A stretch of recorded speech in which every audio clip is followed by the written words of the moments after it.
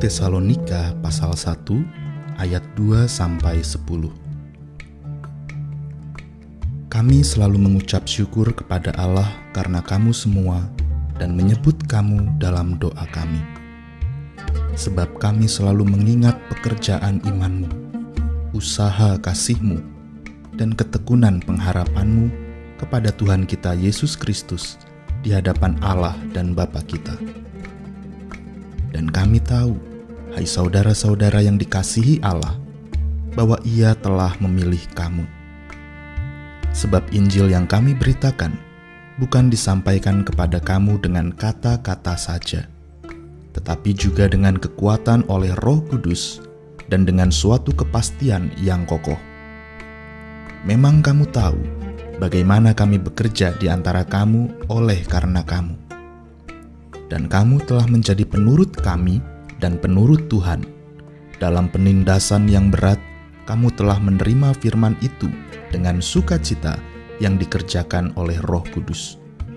Sehingga kamu telah menjadi teladan untuk semua orang yang percaya di wilayah Makedonia dan Akhaya.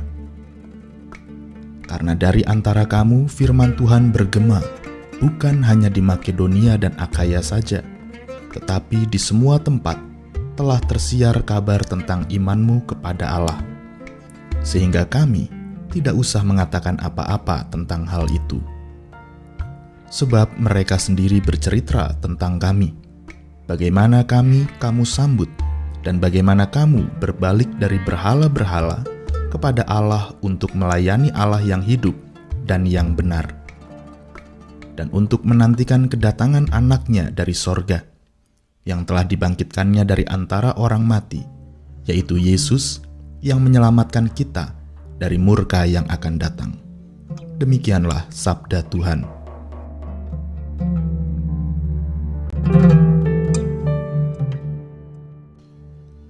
Cinta, rindu, dan temu adalah konsekuensi dari relasi yang terikat oleh ruang dan waktu. Ketiganya saling kait-mengait. Tanpa cinta, kita tidak perlu merindu. Kita juga tidak perlu bertemu.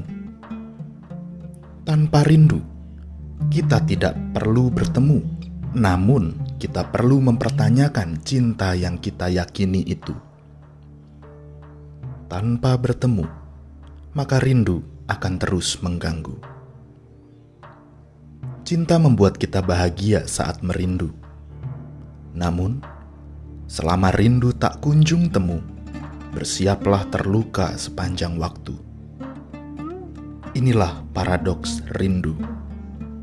Terlahir dari cinta dan tetap ada karena ketiadaan temu. Bahagia karena cinta, sekaligus terluka karena tak kunjung bertemu. Keduanya terjalin menjadi satu. Jika Anda pernah merindu, tentu Anda tahu kompleksitas bahagia dan lukanya. Advent adalah masa merindu. Merindukan Kristus yang akan datang kembali. Di dalam masa merindu ini, ada bahagia sekaligus luka. Bahagia karena Kristus yang kita cintai akan datang kembali. Terluka karena entah kapan Ia akan datang kembali. Bahagia karena Ia akan melakukan pembaruan terhadap seluruh ciptaan. Terluka karena setiap hari kita diperhadapkan pada kekerasan, penganiayaan, penindasan, perisakan, dan ketidakadilan terhadap seluruh ciptaan. Di masa merindu ini, jika kita hanya merasa bahagia, itu berarti kita menutup mata terhadap realita. Dan sebaliknya, jika kita hanya merasa terluka, maka itu berarti kita kehilangan pengharapan akan pembaruan yang dilakukan oleh Allah. Kerinduan akan kedatangan Kristus kembali ini pula lah yang menjadi gagasan utama di dalam surat Paulus yang pertama kepada jemaat di Tesalonika.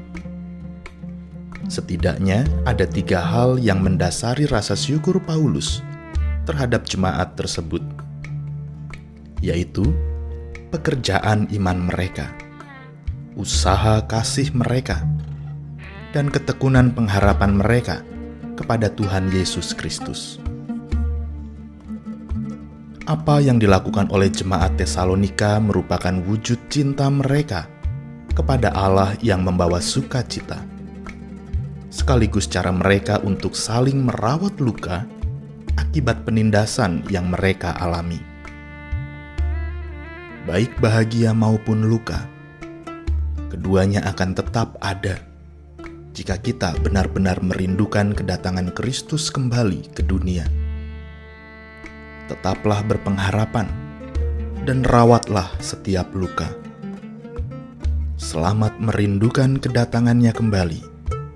Tuhan menyertai kita. Amin.